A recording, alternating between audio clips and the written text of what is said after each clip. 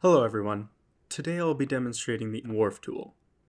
This tool enables automatic porting of Go source code to Unix-compatible operating systems that have gained new support for the Go programming language. Wharf works by investigating Go source files and adapting the existing platform-specific code in a package, code that is specific to one or more Unix-compatible systems, by rewriting it so that the package will build on the target operating system. Wharf automates fixing most common porting cases, which can be resolved by adding build tags to certain files or by changing one or two lines of code. And in handling the small porting jobs, you can get started on the more difficult ones sooner.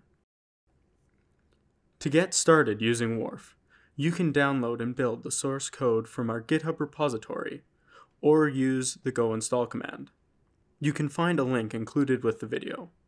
Now that we have it installed, let's port a package. Today, we will be attempting to build Prometheus on the IBM ZOS platform. This package has a lot of platform-specific code, and we want to see how big of a job it will take to port, and if Wharf is capable of handling it. So first, let's try and build Prometheus. So as we can see, Prometheus has a lot of packages that are broken on ZOS. Normally, this might cost the developer an hour or more development time to track down the dependencies and potentially find a best solution for how to port these. But this time, we will use Wharf.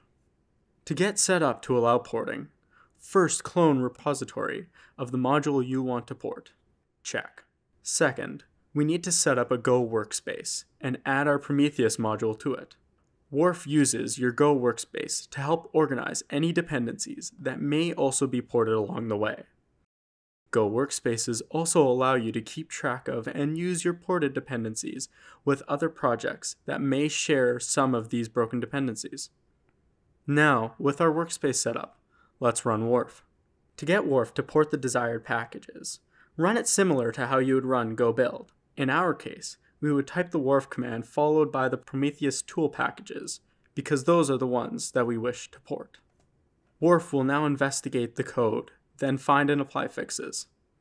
However, you can disable the automatic application of fixes by passing the -n flag as an argument to enable dry run mode. Additionally, you can pass -v flag for verbose output. Verbose and dry run mode will give you more detail about the exact nature of the fixes applied. Other configuration options can also be found using Wharf-help, such as providing patch files that contain known fixes for certain packages, or known code line replacements. It is worth mentioning, Wharf currently only supports the ZOS operating system. However, future support for any platform that supports the Go toolchain is possible. In the output, we can see what packages we identified build errors in. As well, we get a list of modules that were edited during the porting process. Modules that were either updated or imported into the workspace are listed here. You can also review the changes in the workspace configuration file. Any modules imported in can be found in the Wharf port directory, and lastly, any changes to actual source code and the packages affected are listed.